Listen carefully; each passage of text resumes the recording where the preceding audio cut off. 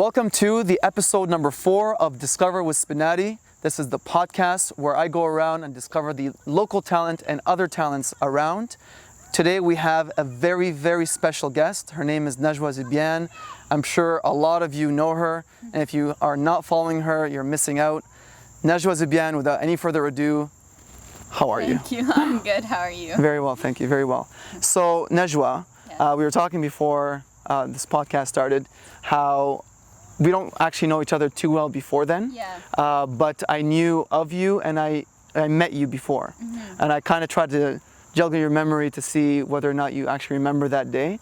And it was back in 2013 where it was the RIS, the Reviving the Islamic Spirit Conference. And then I basically went up to you, but back then you were wearing the hijab. And ironically you're wearing green. I still remember that. So green must be your favorite color? It's not, but it's not? I don't remember what I know. like that day. I don't blame you because I'm sure you've seen a ton of people by now. Yeah. So I don't blame you at all. But I do remember that you were very timid and shy. I was like that. Yes. And now, like in contrast to that day, like day and night, seriously, it's like you went from this shy person, even though I didn't know you too well, like I do have a little bit of a glimpse of how you were. And you were not this like outgoing person where you're just talking to people left, right, and center. You were basically just to yourself. Yeah. So back in 2013, if you can just, go back to that moment. How would you describe yourself back then as opposed to right now from the point of how you interact with people?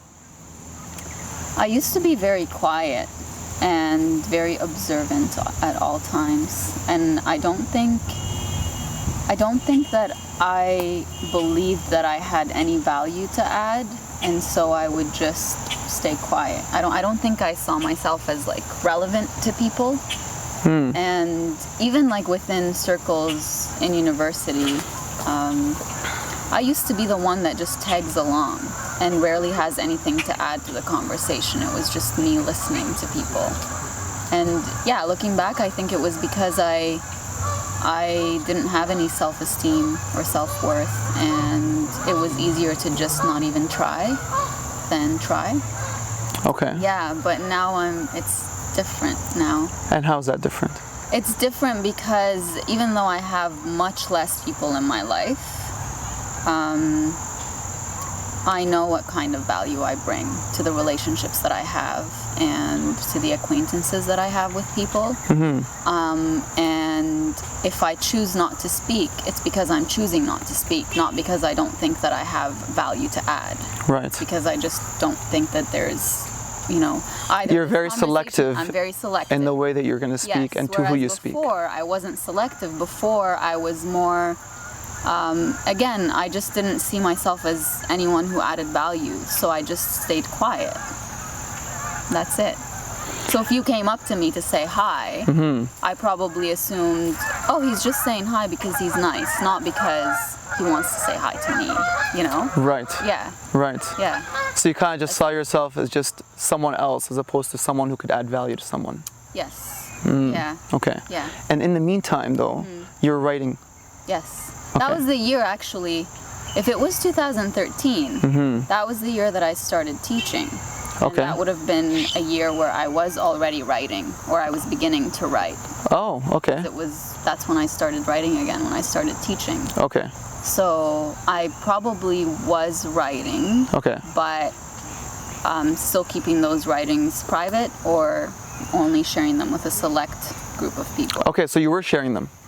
Because Started with first they were just mine. That's right. In my journal. That's right. And I started a blog, and I didn't share that blog with people I knew, and it didn't have my name anywhere. Okay. And then after a while, I started sharing like things on Facebook, and then people said, you need to put this into a book, and so I did. Okay. Yeah, but it started off as just me writing my own thoughts. Okay. And how often would you write? Like how often would you? Day. Every day. It was, honestly, if there isn't proof that your passion somehow leads you at some point, this would be proof, because I was teaching full-time that year, and I was doing my master's full-time. Yeah. And those are two, like, as a full-time teacher. That's actually a big load. Teacher, That's a big load. That is a big and then load. Let alone doing your master's full-time. And I would come home, and I lived at home at the time, and I would just sit and write for like 3 hours. That's what I wanted to do. Before I ate, before I did anything, I gravitated towards the pen and paper, and I would write, and I just had to get it off my chest. And then I would stay awake until like 2, 3, 4 a.m. sometimes to plan for the next day or to finish my assignments for my master's, and sleep for a couple of hours and wake up the next day. And yeah, Wow. my only form of relief or release was writing. It was your catharsis. Yeah. Yeah. Yeah. Like that's when you purged everything. Yeah. You put everything on paper. Yeah. That was my way of like, I don't know, what do you do when you want to feel like you've expressed yourself somehow, or that you've been heard or listened to or seen? What do? You probably, I don't know. Writing is definitely one of the methods. So, Definitely one of the methods. Yeah. So for me, it was just writing. Like people they find comfort in different things. Right. For some people it's working out, for some people it's eating, for some people it's going out with friends. For me, it was writing. Okay. Yeah. Okay. And you kept writing every single day. Yeah. Until what point did you realize I have something? Like this is something that I have. Yeah. Because I did follow you through the journey. Okay. But I want to get it. Yeah, I did. But I want to get it from you though, because the thing is that what I saw, and you can interject at any point, is that you're profusely writing, like a lot, to the point where it was hard to keep up. Yeah. Right.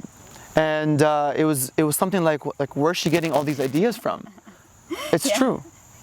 And then I was writing a lot. Right. I do remember Right. that. And then at what point did it? Like, do you notice a point where it just kind of clicked, and you kind of like, okay, this What means clicked? something. That my writings were like worth Valuable. It? Okay. I think every time someone would reach out and say something like, "Oh my God, thank you for saying that," because that's how I've been feeling, and I didn't know how to write it or put it into words. Or when I would see the difference it would make for a person, like in person. And so in a way it was like, it gave me validation because someone out there was saying, this feeling exists. And at the same time, I was giving them validation because I was saying, this feeling exists, and this is what it feels like exactly. So it's like this beautiful feeling of community that I hadn't felt before, because I always thought that my feelings made me too sensitive or something was wrong with So me. you were judging yourself so much that yeah. you thought other people were going to think the same thing. Well, I mean, to a certain extent, I did share my writings, right? So maybe I was overcoming that judgment in some way and saying, I don't care. Because I think you hit a certain period in your life where you think, well, if people aren't going to accept me for who I am, then why do I want them to accept me in the first place? Right. And so it becomes... And you write a lot about it's like that. a series of... Yeah. I don't give a crap about what people think. Yeah. Like little moments until you get to a point where you look back and you say, you know, thank God that I thought that in that moment and that I pushed myself to publish that piece of writing instead of saying, hiding it. Yeah, instead of saying this means something bad about me and I just don't want to release it to Let me take you back. Let me take you back to that initial spot where you said that you felt that there's some kind of community. Yeah. Okay, did you think to yourself at that point, because you said that when I first introduced myself to you at that phase, you were thinking that maybe you couldn't add any value to people, you thought that people were just being nice to you, and that's why they were saying hi. So would you think that when someone was reaching out to you because you're writing, they're just being nice, as opposed to them actually being authentic with their reaching out? I think it depended on whether I knew the person or not. I think I accepted praise and compliments from people if I didn't know them. Okay. Because that just meant that they meant what they said. Like they really have nothing to gain or lose. Whereas if it was someone that I knew, I think I would be skeptical, because I just, like, at that point in my life, you could have told me I love you and I wouldn't have believed it because I just didn't think that I deserved something like that. Okay. And so if someone told me, you know, I like your work, and they knew me as a person, I probably thought they're just saying it because they don't want to hurt my feelings. Okay. Like, Right. that's just how so it depended whether it was a stranger or not. Okay. Yeah. Okay. That's awesome. So, but the thing is, it's still amazing. Seriously, it's Thank still amazing. The transformation Thank you've gone through. I've, you know, like, just looking through your journey and how you started just writing, and then you went on camera, TED Talk, then you started getting more and more exposure. Yeah. I thought that was fascinating. Seriously, I thought that was phenomenal. Talk to me about how, because you didn't used to public speak. No. So how? To be terrified Yeah, of right. presentations in university. Right. Yeah. And that's the thing that I got from you when I you know, when I was talking to you back Yeah. in 2013. Yeah.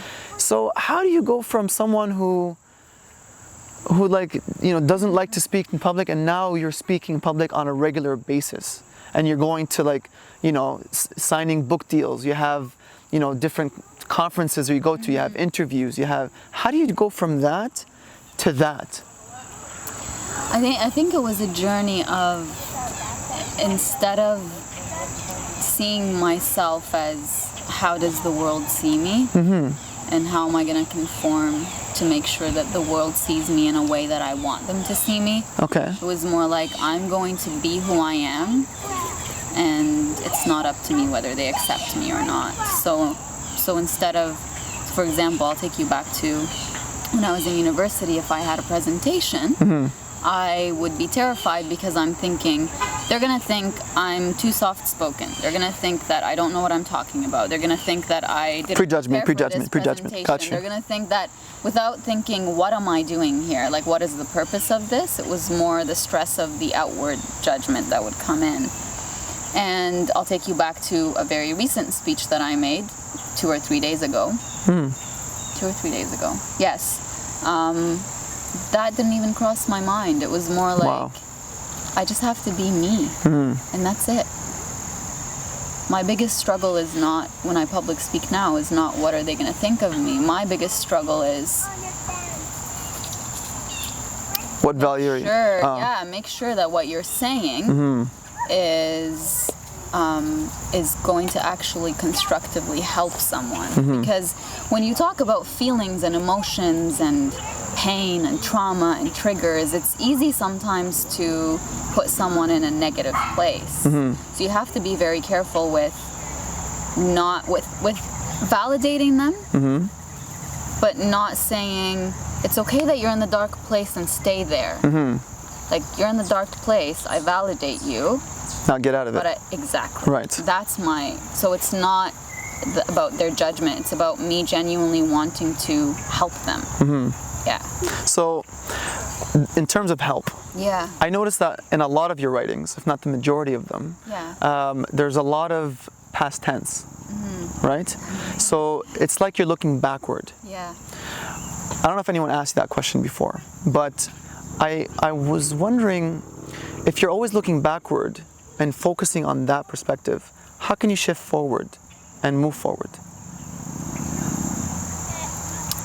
I do believe that one of the biggest mistakes we make in healing is that we don't focus on understanding the pain. We just want to reach a point where we're fully healed.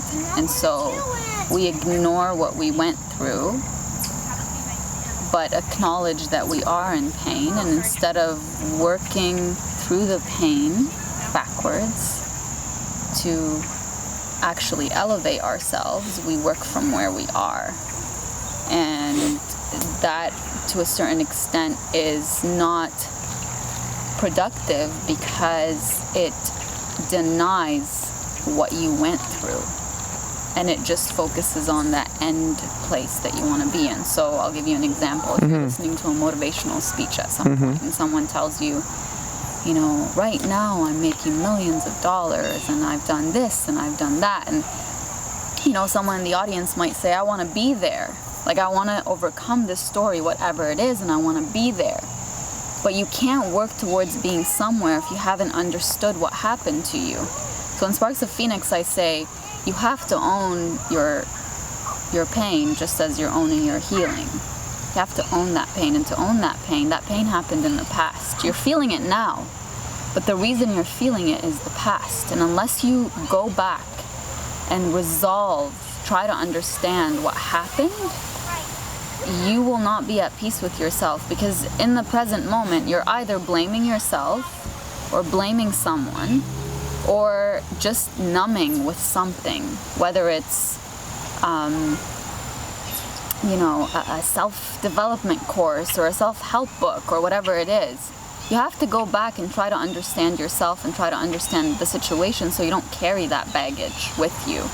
Does that make sense? It does. So what I'm trying to understand is that, so you look back at the things that cause you trouble. Yeah. Okay, and then you try to identify with that.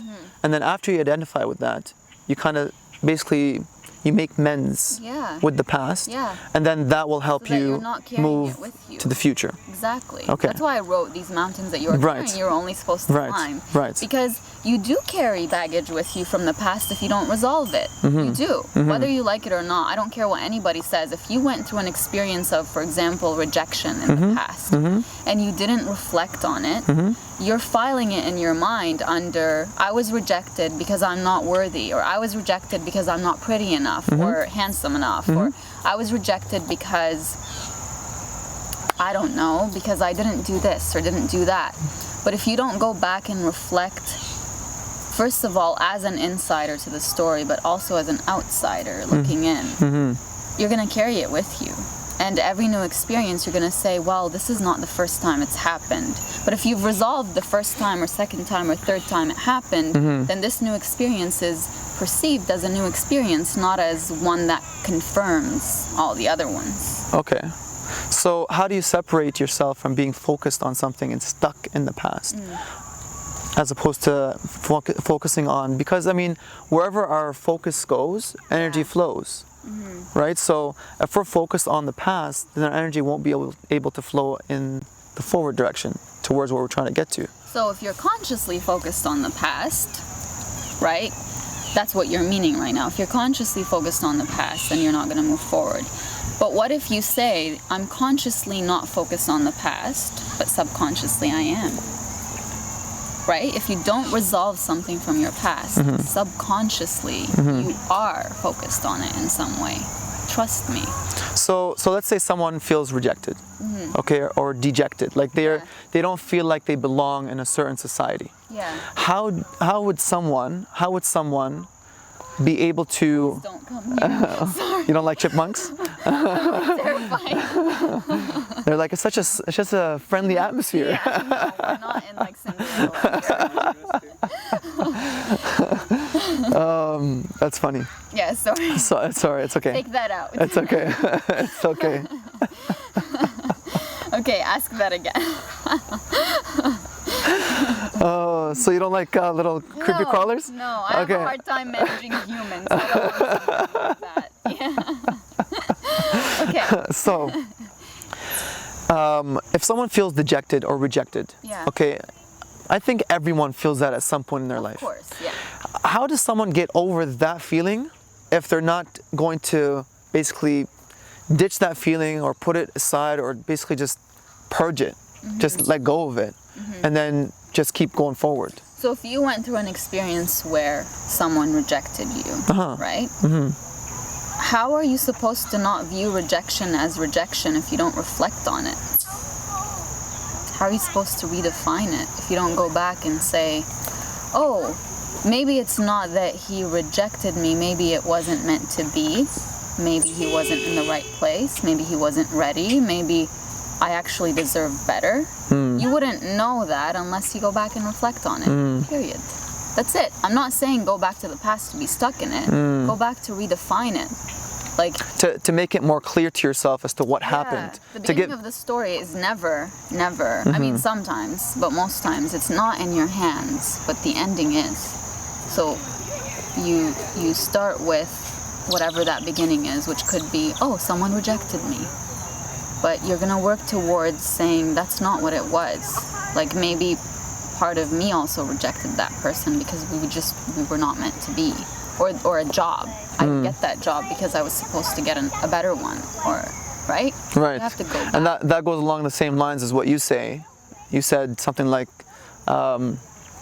you said the destruction that happened to you, or demolition is right, but your reconstruction is. Yeah. Yes. Yeah. I thought that was very like on Thank point. you. Yeah.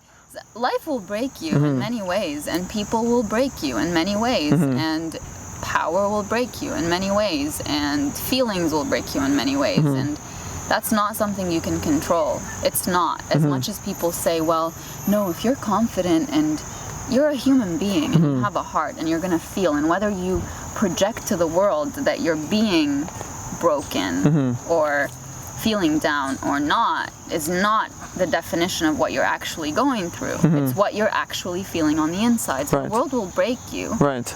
And that's not in your hands, but to make the decision to get back up from that broken place, that's a decision that you make. Right. And it is in your hands. Right. And the way that you reconstruct your life is 100% in your hands if you take that ownership. Right. Yeah. And that's the key.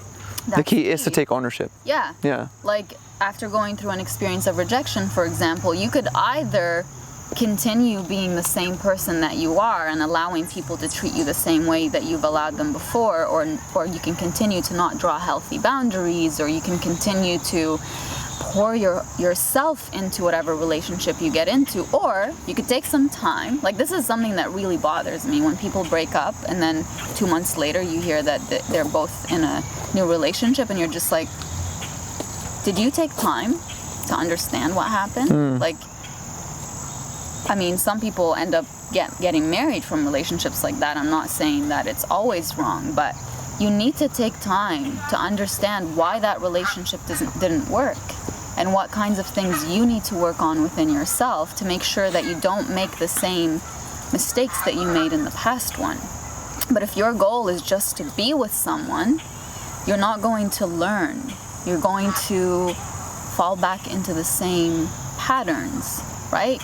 So I forgot the point I was trying to make, but I was trying to make a point, is that you need to,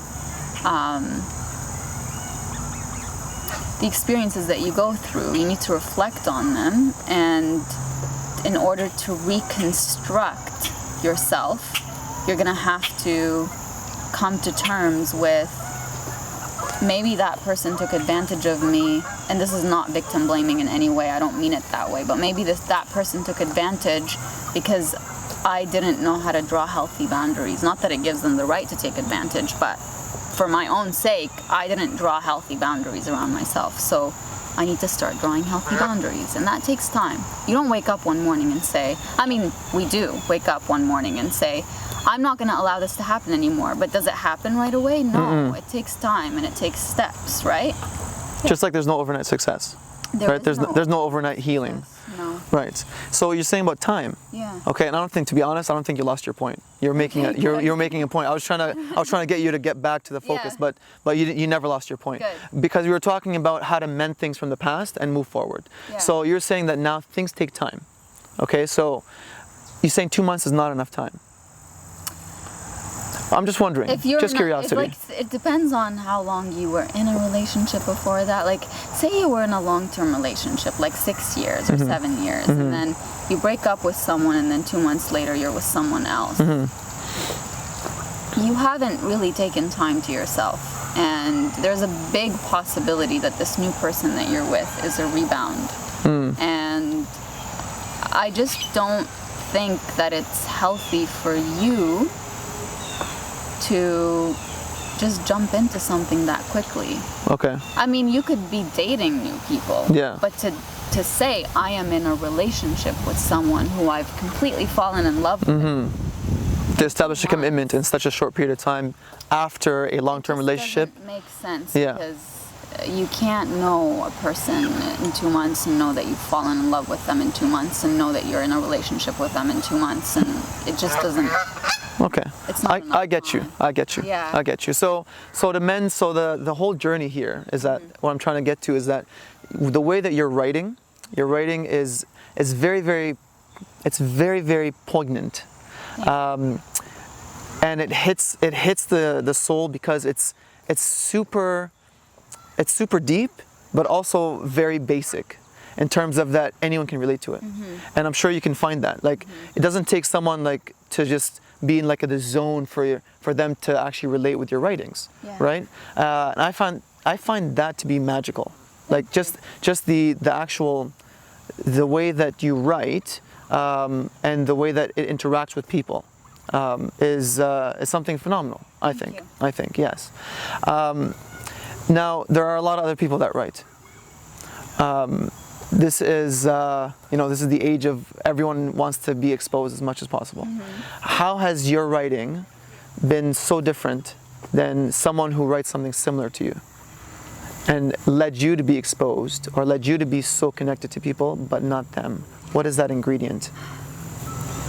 I think it's the fact that I don't write to please anyone, or I don't write with the intention of saying, oh, I think this will get more likes or this will get more sales. I write genuinely to express myself. I don't focus on that, and I've stuck to it. And I think that when you are genuine and authentic, people pick up on that. People know whether you're just trying to throw words out there that have no meaning and just to get them to, to like it, or when you're coming from the heart. And I try my best to be exposed to people in a vulnerable kind of way, not in a way that's like, give me your attention. Some people these days are confusing. How do I say this without like offending anyone? Oh, you won't offend anybody. Just say it. I feel that people know now that when you show certain parts of your life or your vulnerabilities in certain ways, that social media likes that. So they will do it for the intention of getting social media's attention. Okay. And there's a difference between being vulnerable to get that and genuinely being vulnerable, not caring whether you're going to get that or not. And I always focus on honestly and genuinely being vulnerable that way, because that's how I am in my everyday life. Like, I think this is the first time that you and I actually have a conversation. Of course. And I don't know whether... I'm sure you're going to leave thinking, like, this is the Najwa that I see on social media. I'm not a different person. No. This is me. Yeah. I don't put on a face that, like, fits with my brand. My brand is me as a person. That's right. me. Of course. Of course. Like, there is no one word to describe. Of course, right? of course, yeah. No, there's nothing in terms of like me like having a surprise. Yeah. Like I go, oh, who's this person? Yeah. No, you're the exact same person. That's exactly. Yeah. So I think that's it. That's what differentiates me from others. I mean, others define their own vulnerability in their own way, and everybody deserves a certain kind of attention and exposure. But from my experience, I do my very best never to say I want to be like that person, or I want to get the same attention as that person. Okay. My goal is to reach more. So in terms of, because you talked about, seeing yourself ahead of where you are right now. Okay, so you're picturing your own self, and then you're moving yourself towards that position. You're not looking at someone else saying, I want to be there. Yeah. Is there someone that you look up to where you're like, I would like to be kind of in that, like I'd like to move in that direction, not to be that person, but I want to move in that direction? Do you have someone like that, someone who motivates you? No, I don't. Okay. I don't. Okay. No. I look up to a few people from the past, like Princess Diana, and in her ability to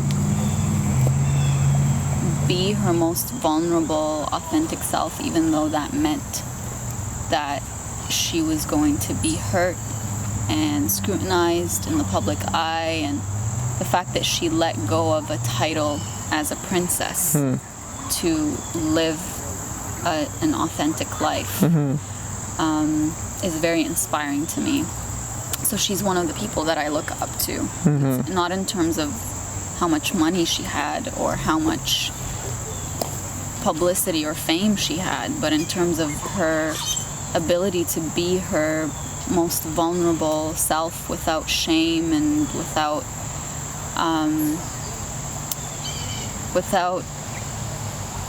letting the possible consequences dictate how she lived her life. And I see my journey as in a way similar to hers in terms of, you know, coming in. Oh my God, it got so like right there. Oh my God. Okay, yeah, you can go ahead. Sorry. No, you're all right. You're all right. Okay, there is now this one. Oh, there you go. Thank you. Let's go, buddy. Sorry. Sorry about that. I mean, it didn't kill me, but. Oh man, that sucks because you were going through a good train of thought. Yeah, no, it's okay. Okay. Go back. So I'll tell you something. Yes. This is actually a better answer. Tell me. So you know that I shared my story publicly, and that was probably one of. It was the hardest thing I did in my life, but the most liberating thing I did in my life, because I went from being. And maybe you can attest to this. I don't know how much you knew about me. I'll tell you in a second. Tell me. Yeah, Okay. I'll tell you in a second. Yeah. I went from this girl who everyone liked and thought well things of, and thought that I was kind all the time, and I never hurt anybody, and I never.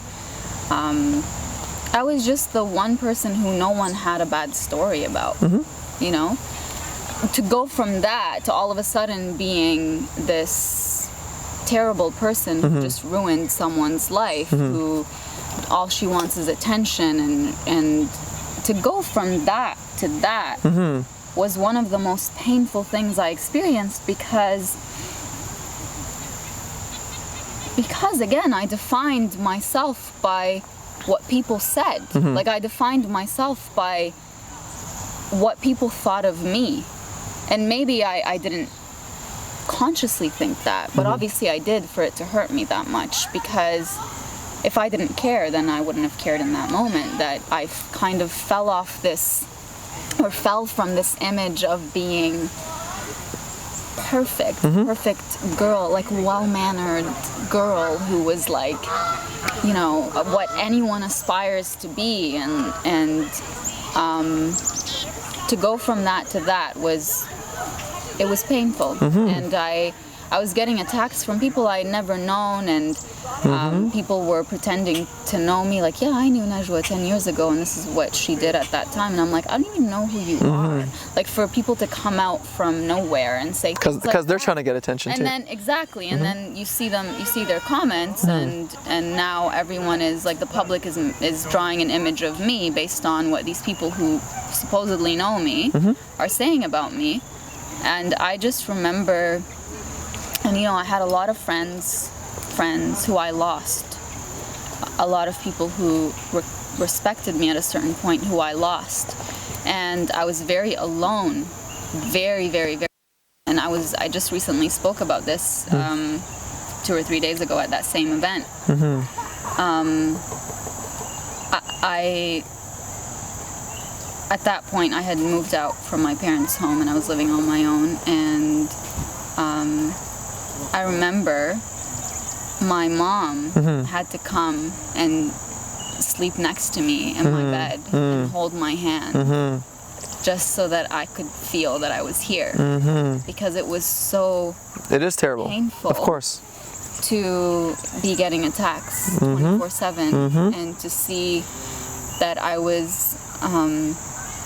Instead of people looking at the pain that I had gone through, they were just looking for any excuse to say that I'm a terrible person. And to bring you down. And I just That's remember,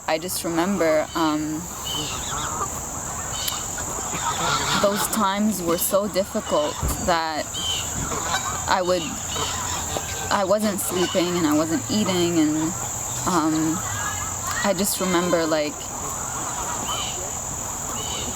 vague, not vague as in I don't remember exactly what happened at the time, but at the time I remember it being, because I was so physically weak, because I'm not eating and I'm not sleeping and I'm allowing all these things to get to me.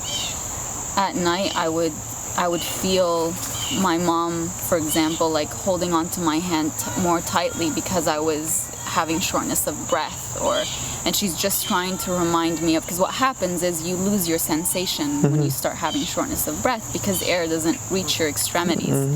And I just remind her, telling me like, you're here, you're good, and to think that I allowed myself to get to that point based on what people thought of me.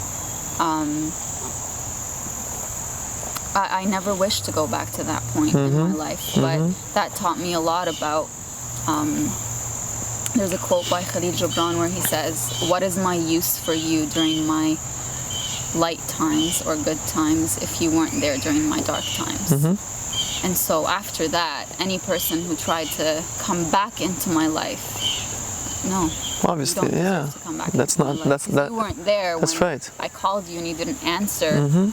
And you weren't there when you didn't want to be associated with me when I was going through all of this. So you can't be associated with me now, because that shows your true colors. But the point I was getting at was, I got a call from a journalist at the time, and this was not when things were at their worst. This was a few months after. Okay. And this journalist said, at first I was very scared when I saw the name, because I was like, oh my God, what's happening now? But I picked up and he just said, I just want to tell you that for me to witness you going from being a loose leaf in the wind, this is his exact words, a loose leaf in the wind, you didn't know what she was, to see you transform into this powerhouse is very inspiring. And that touched me. And when I said that, in a way, Princess Diana's story reminds me of mine, that's what I meant, is that she went from not knowing who she was and being this image of what everybody loved, and even after she got married and had kids, everyone looked at her as she's the one who has the perfect life. And she came out and said, I'm struggling. I've had 5 suicide attempts, or I've attempted suicide 5 times. I have bulimia. And it's not that I'm saying it's inspiring to see people go through that. It's inspiring to see people talk about it. That's right, because it makes it more real. That's right. So that's why I mentioned her. And other people that I look up to are every single person who reaches out to me and says, this is what I went through, and this is what I did about it. Because those people don't have the platform that I have. I had a platform when I shared my story. I had people who said, thank you for sharing your story, you're courageous. But these people have no one to cheer them on and say you're courageous. Like a woman who's going through an abusive marriage, or a guy who's going through an abusive relationship or marriage and is trying to get out of it. Or they don't have anyone telling them you're courageous for walking away, and they do it regardless because that's the right thing to do. Those people inspire me too, because that level of courage and authenticity with themselves without looking for external validation is very inspiring. In the age of social media. Right. Yeah. Right. So you don't look at celebrities per se, you look at each individual person. I mean, every celebrities are humans too, and I've met with many of them, and I can tell you that every person has a story that they don't share. Every person has, even if they share their story, there's a chapter they're not sharing. And I think many times celebrities fall into, again, their own brand, and they forget to just live their life as a human being. And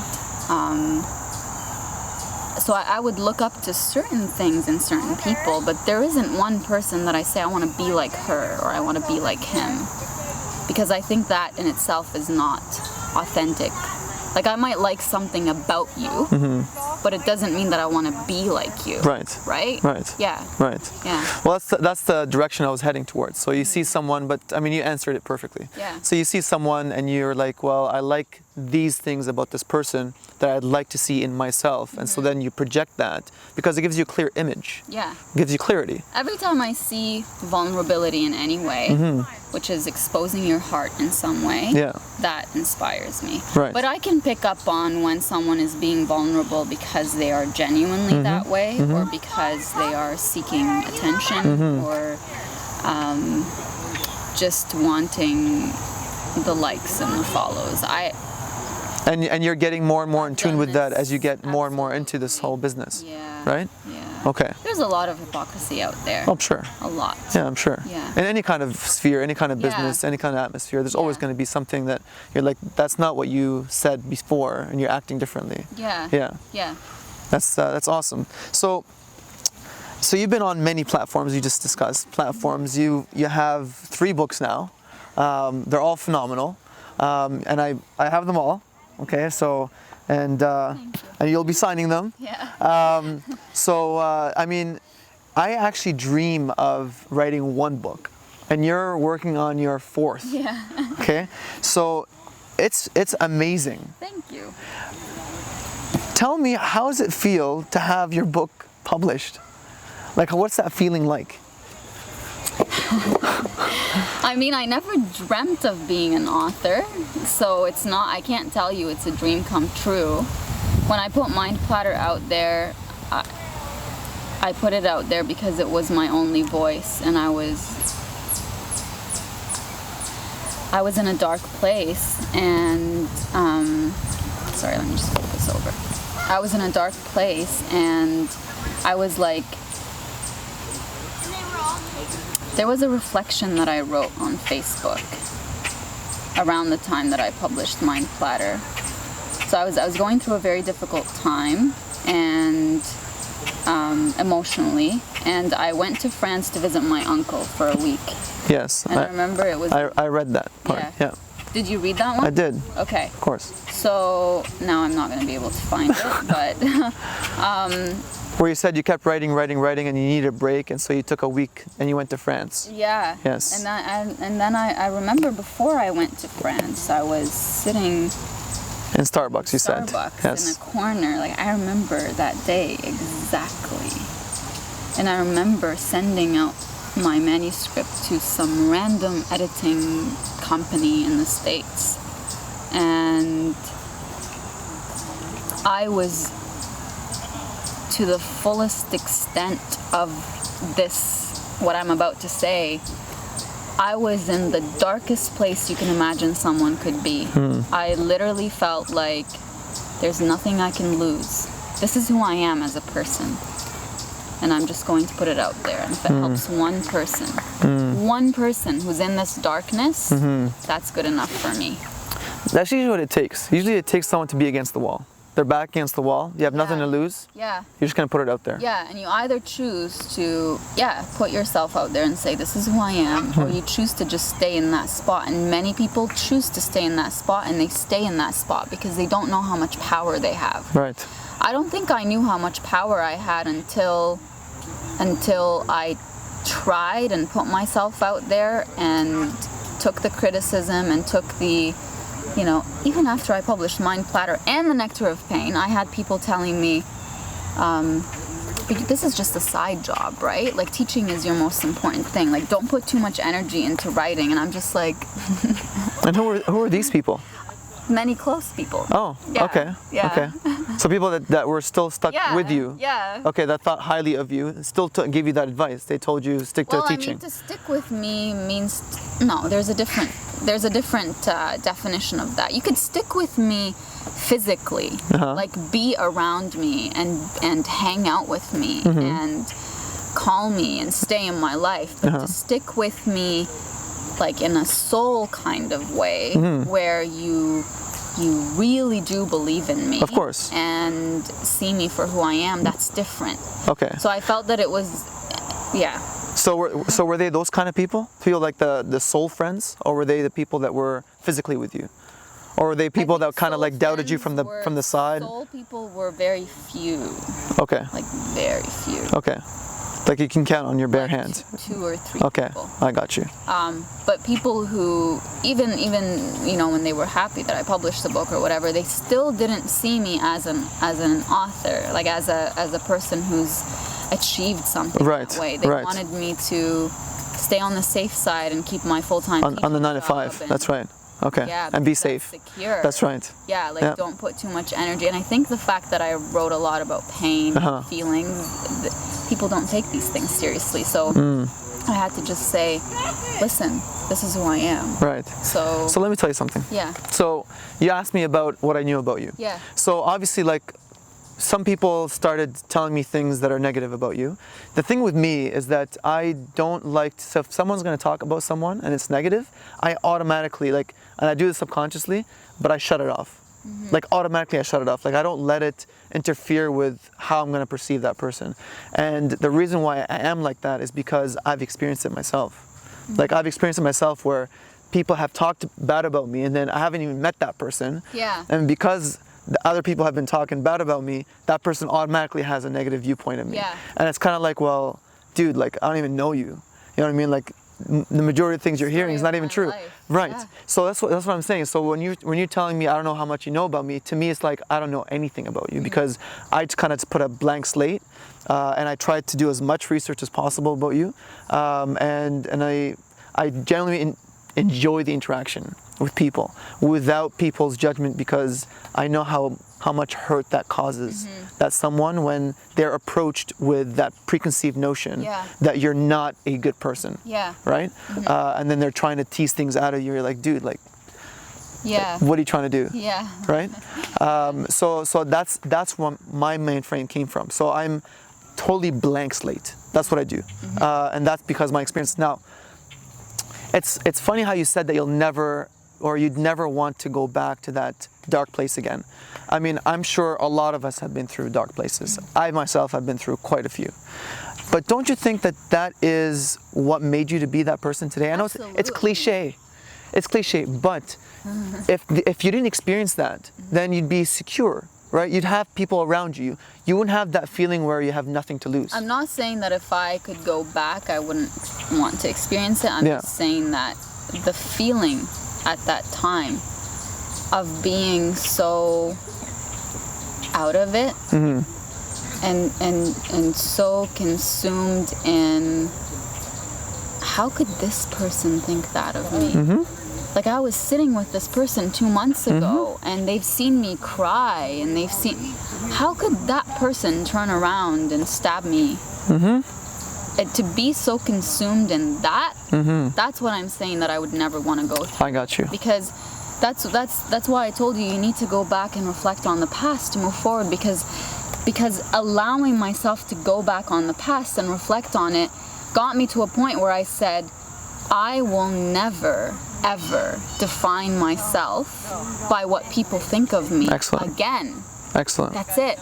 Excellent. So I never want to go back to that place where I'm not falling asleep and I'm not eating and I'm not breathing just because someone said something about me. And how do you ensure you don't go back to that? It's constant work on me defining my own self through my own eyes before I define myself through someone else's eyes. And how do you do that? I'm always mindful. Like I'll catch myself sometimes, like, and saying, oh, we all go through this. Like, I wonder what that person thinks of me. And then I'm like, no. It doesn't matter what that person thinks of you. You have to, what do you think of yourself? Did you say something wrong? No. Were you not yourself? No. Then you're good. Don't worry. If they don't like you, then they don't like you. You're not going to change yourself to get liked by them, Yeah. Okay. It's always being mindful and repeating certain things to myself on a daily basis, which take different forms. I don't have one line that I say to myself, but I always remind myself that You mean affirmations? The me, yeah. The me that I am is good enough, and not even like good enough. What does that even mean? Like, I'm good, you know. I don't need someone to welcome me into their life for me to be okay, or for me to be worthy of being okay. I repeat those things to myself on a daily basis, and I repeat what I have to repeat to myself based on what I'm going through on a daily basis, and that alone serves as this it serves as encouragement, no? Encouragement and a self-affirmation instead of a self-fulfilling affirmation instead of it being derived from the outer world. Yeah. I think you nailed it though when you said that you said you don't give a crap about other people's opinions, and you're not concerned about what they think. No.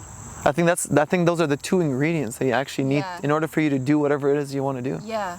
Because when your back is against the wall, that is the only mind frame you have. Yeah. But when you have a lot of things to lose, then you start to think about, what is this person going to think? Well, I went from having everything to losing everything all at once, losing a lot of people all at once, and that was quite the experience, because it was kind of like I had this blank slate where I could now say, I choose to welcome you into my life. Like, you're no longer this stagnant thing that was just there, and I accepted leaving you in my life because I was too afraid of losing you, because I'm too afraid of what people think of me and people not thinking that I deserve to be in their lives. And there were many people. Like, I was in a bunch of WhatsApp groups, like group messages, and that I removed myself from, and that was such a relief for me, because I was sick and tired of this meaningless, I'm in your life. Yeah. But what does that mean? Right. Like, why didn't you reach out to me when you saw that my name was plastered all over the media, when you knew I was going through a hard time? And here you are messaging about something that completely isn't related to me, and everybody's just talking about this thing, and I'm like, do you not see me? And so the process of cleansing, even though I lost many people all at once, it really got me thinking of, why did I even think that these people added any kind of value in my life in the first place? And why was it important to me that I'm part of that group, for example? Is it that I wanted to be part of that group because it added value to my life, or is it because it somehow proved to me that I deserve to belong somewhere? You know? Yeah. So going from, you know, the image of having it all to not having it all at once was almost overnight. Yeah. Oh yeah, the moment I hit enter on the story was like, but when I think back to it, I think I lost a lot of people in the soul sense, or maybe never had them that way. But this was like a kind of like spring cleaning. Right. Yeah. You say, you don't belong in my life. You get rid of the things you don't use and you don't need. And I think it's because I had shared the story at that point, I for a while thought they let go of me because I shared this, but really they'd let go of me a long time ago, because you don't let go of someone in a moment, right?